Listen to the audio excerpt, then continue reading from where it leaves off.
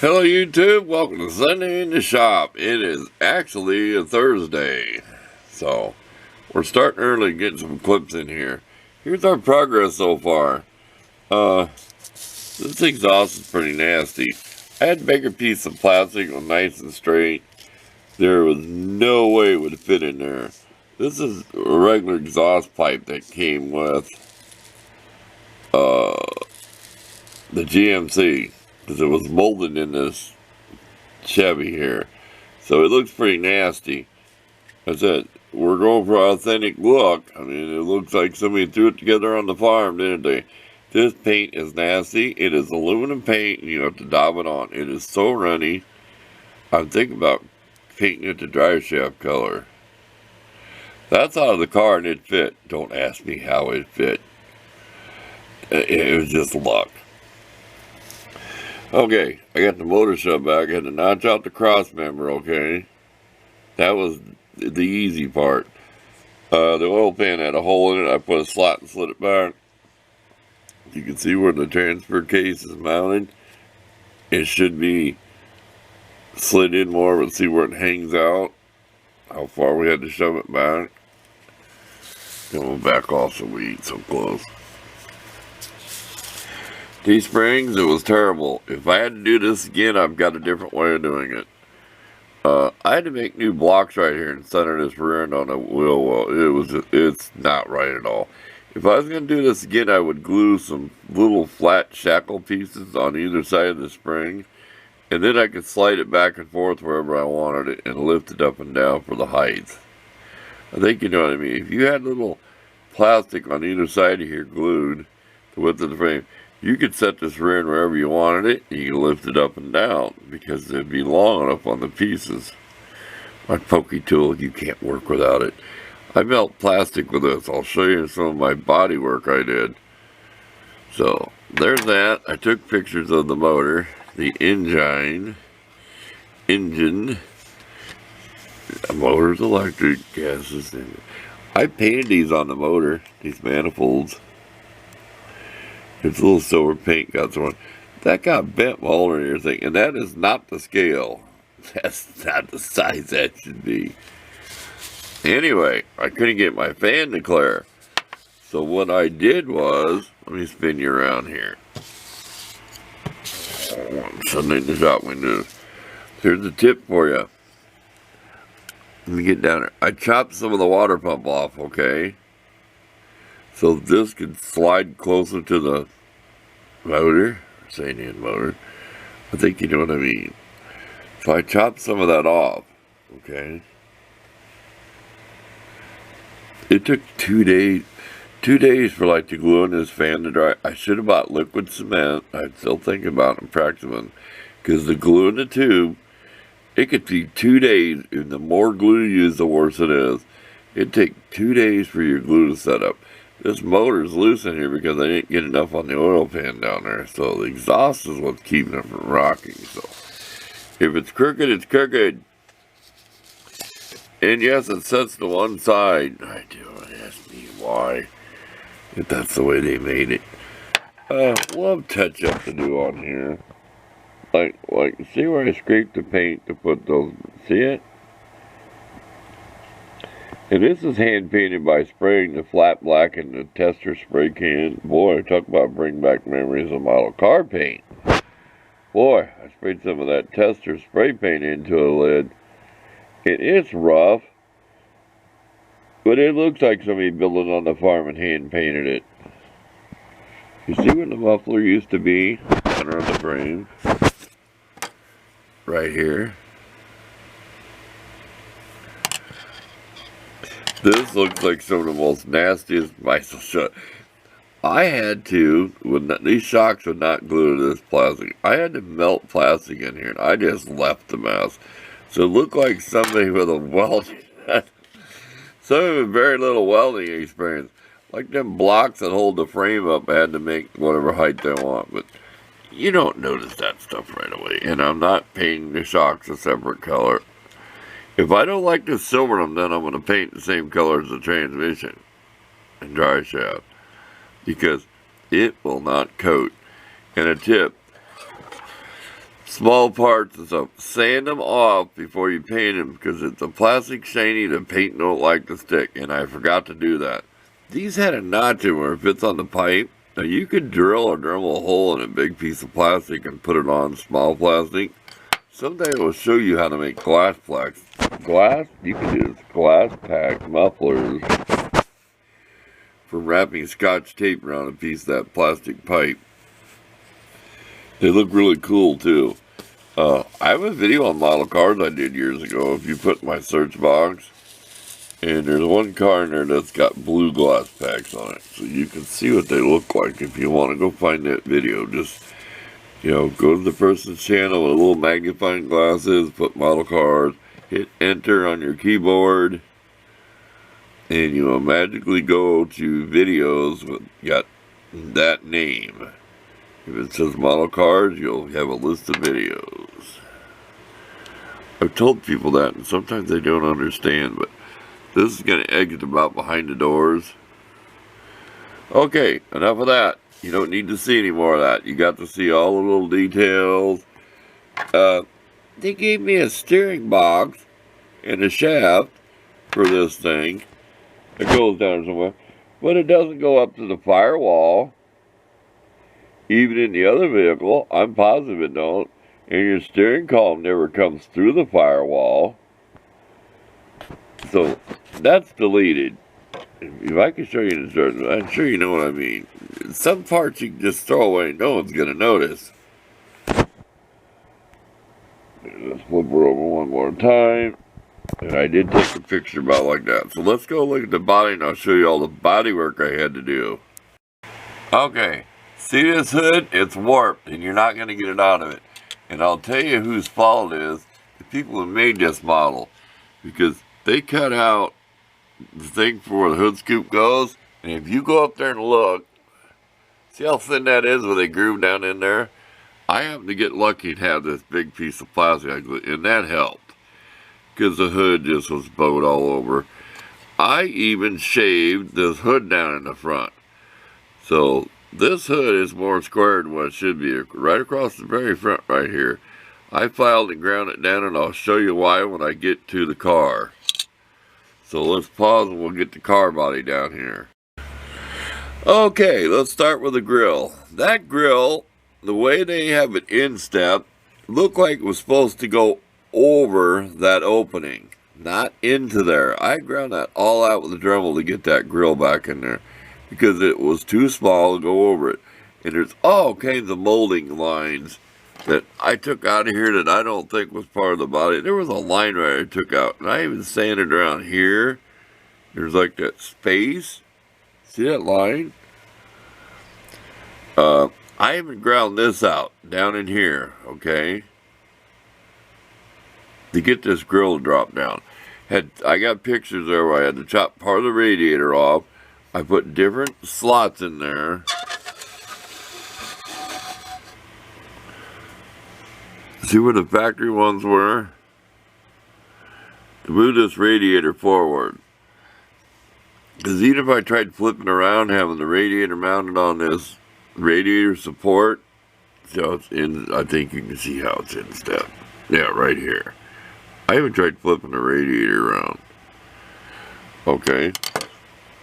Let's pause again and I'll put the hood on here because every time you handle this, you can't glue that grill in yet. Every time you handle it, that grill will pop out on you. So let's pause and I'll set the hood on and I'll show you this is the best we're going to get for the hood to fit. But I figure, this thing came damaged. Oh, we'll get to the fender next. There's another thing we'll get to, but let me show you how the hood fits, and that's the best we're going to get it. Okay, here we go. That's the best we can get this hood, and we are not trying to fix anything. We've ground and we said, see that big gap between the hood and the fender? It came that way. And the hood bent and all twisted, and it was always too high. And I've tried sanding that down, so it doesn't stick up over there because it wouldn't lay down. Now I'll show you another trick on a model car. This came with a hood that could open up like with hinges. I got rid of that. I took all them little pegs off there. Okay. Here's another tip. Don't use sandpaper. See this part of the body? I scraped this down with my X-Acto knife to get the hood to lay in further. Okay. Let me put, see that? That's plastic weld. That's done with this tool and a little piece of plastic I showed you and told you about, like with my glue stick. But I'll heat this up and stick in a little nub of plastic, and I'll catch the plastic on fire, and I'll get in there and I'll weld it in there. Because it'll be painted. So we're going to spray paint the model first, primer and paint it, and then we'll come back and we'll paint this black. Because I want the firewall the body color. See this inset firewall that comes with it for the race mode? This is turned around plus stuck from the other side. You can put it either this way or back behind and put it through.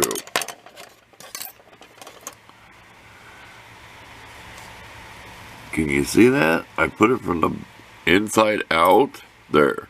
See that? The lip? So the distributor just clears. Look where I welded this down, and I might clean it up a little bit.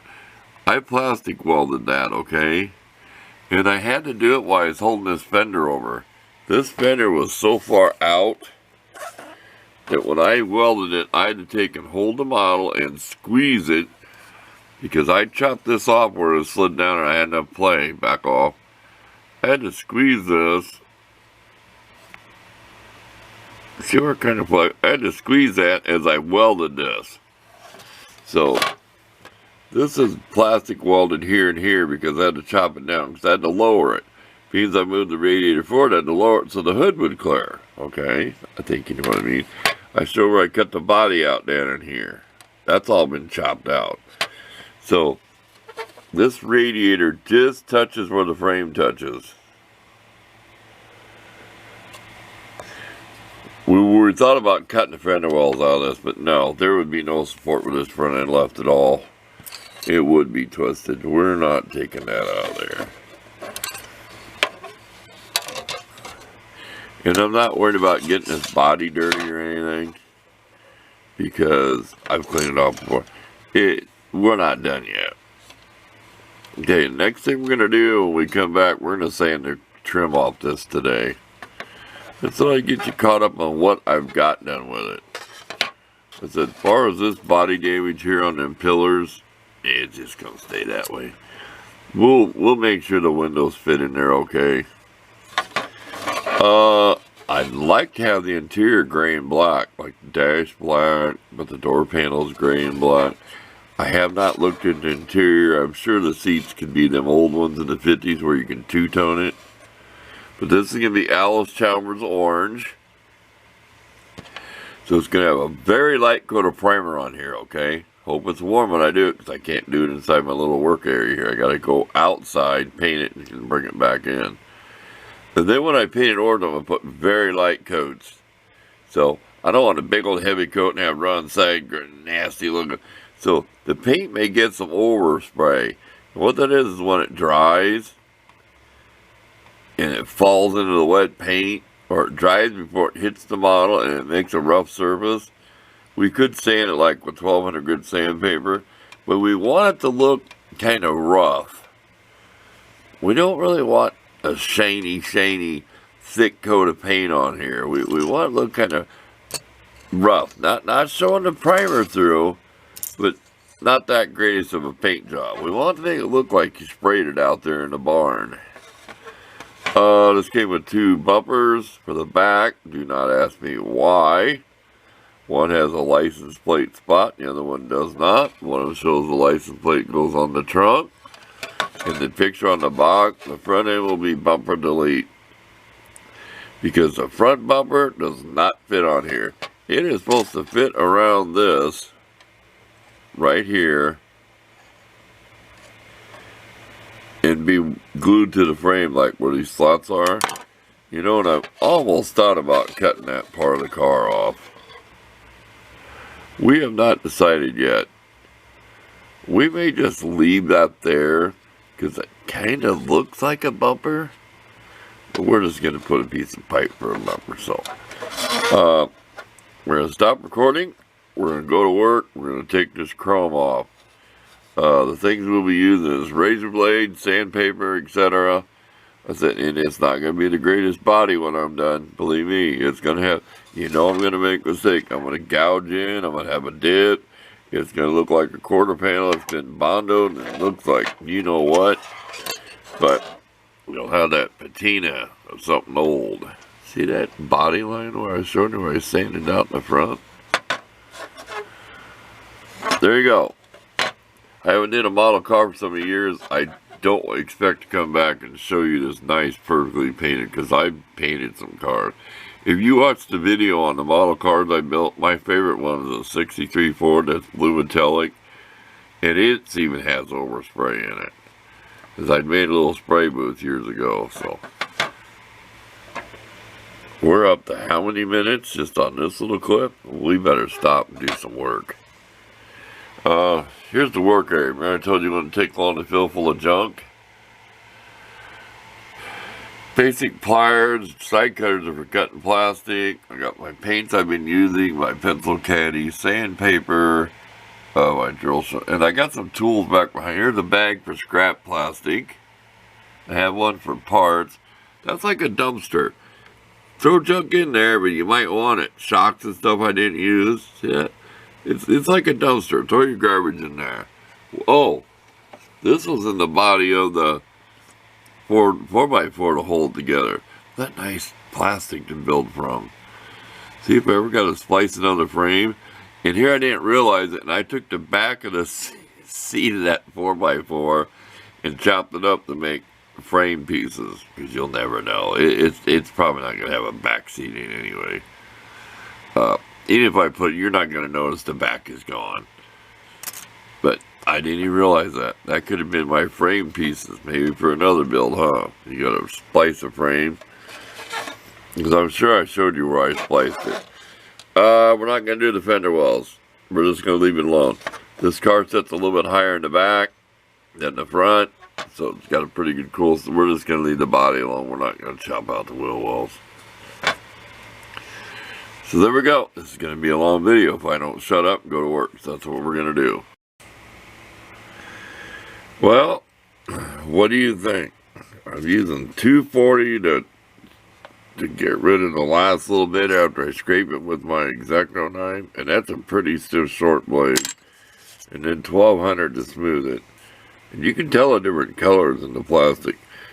The door jambs, excuse me, it's not easy. I'll take a razor blade and I'll go this way into the crack. Not try to draw down on top and you just jump right out.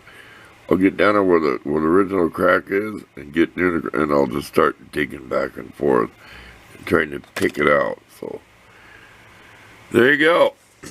We left that little body style line right there. See that where it comes down off the fender? You back up. Just flip it around and show you.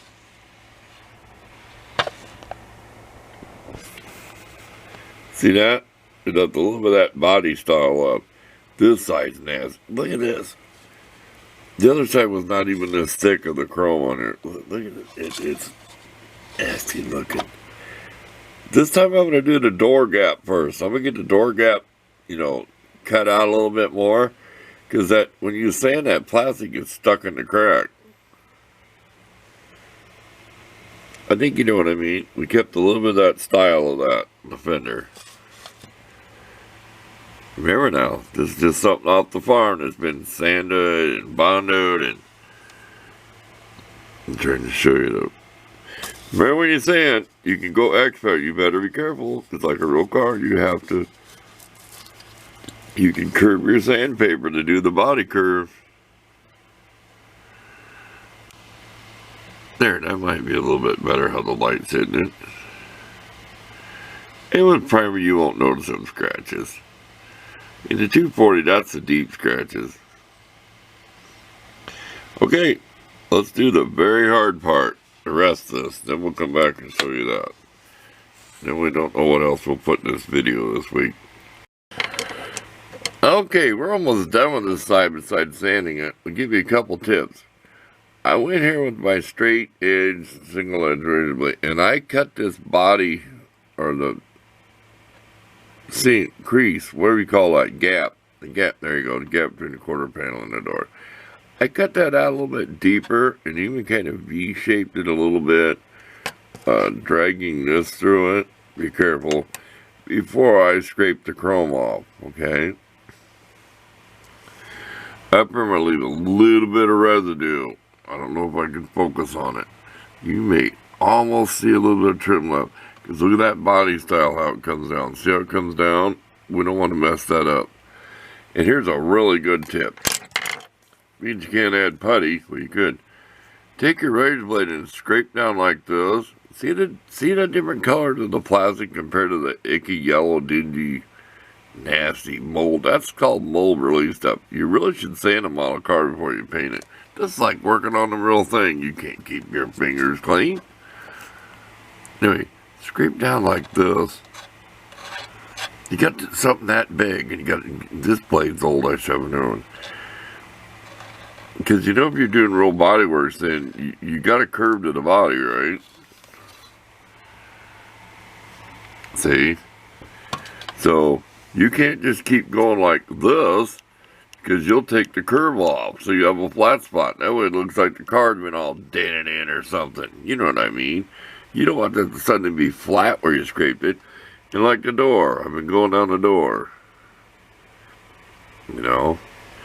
Yeah, I messed up on this one. I should have did this gap first, but I did pick it out. Like I said, I was running the razor blade back and forth. There's still some dirt in there. Oh, when I was a kid, when I got done playing around with the body and everything, I would use Comet Cleanser on a toothbrush. Kitchen sink, warm water, not hot. Then I'd use Palmolive dish soap, because that's my favorite dish soap. I mean, it degreases everything. So, I use Comet Cleanser and scrub the plastic. Because whatever was in there would scrub it. I mean, you'd scrub it and it would get all that scum off. Then go take some dish soap, wash it off, and then, you know, let it dry before you painted it. But I do that before I painted a model. Because I didn't feel like sanding it to get that stuff off. So I try to scrub some of that scum off there that comes from the factory. Paint, no, like sticking to that. I don't know what they call that. There's a name for that stuff. I think I said it once. It's not gel coat. That's what comes on fiberglass. It's mold release resin stuff, whatever from the molds. It's kind of like an oil, whatever, and it'll stay on there. And that's why the top you'll see on my 4x4, it's all yellow stained, because I think that's what it got on it. That nasty. These, you don't know how long this model car laid around. I'll have to look on the date on the box. See, that model could have been one when I was a kid and they brought it back like early 2000s. Enough yak, let's sand this thing, then we're almost done with the video. We're going to sand her down with some 220 here and there where it's rough, and then we're going to hit her with the 1200 grit. And this is like a real thing. This gets to be like a real car miniature. It does. Especially with the frame, with the bodywork. It's a lot less tedious. I have got this stuff all over my camera, all over me, all over here. Oh well, we're having fun. Okay, one last view and we're going to end this video. We've got a lot of pictures we can find and we'll put them up. But here's another sandpaper tip. I want you to, if you fold it like this and then you sand something, you can put pressure up against it and still have it flat. See what I mean? Say you were sanding, that way you can go real flat. And I went down this quarter panel. I went X pattern. I went up and down. Like I said, I'm probably, if you can see it, I'm going to take a picture of that real quick.